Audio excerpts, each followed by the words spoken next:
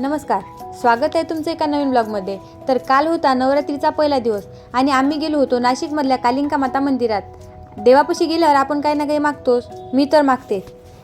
आईच्या चरणी नतमस्तक होऊन मनापासून म्हटलं, जे काही 80-82 लोक माझ्या रील्सला लाईक करतात ना, त्यांच्या इच्छा आकांक्षा लवकरच पूर्ण हो। आणि जे लोक व्हिडिओ पाहून जातात अशांनाही सद्बुद्धी देव, कारण रीलचे व्ह्यू खूप असतात पण लाईक खूप कमी असतात। व्हिडिओ तर तुम्ही पाहताच ना, तर मग लाईक करायला कोणता टाईम लागतो। मंदिरात गेलो तर कैवल्याने घेतली पुजाऱ्याचीच जागा। मंदिरात सर्व शिस्तीनुसार चालू आहे की नाही हा तो बघत होता। नवरात्रीच्या दिवसात मी ना गावाकडेच पाहिजे होती। गावाकडे नवरात्रीत खूप मजा असते। गरबा, टिपऱ्या, खेळ आणि दिवसभराचा सगळा कामाचा थकवा बाया विसरून जातात।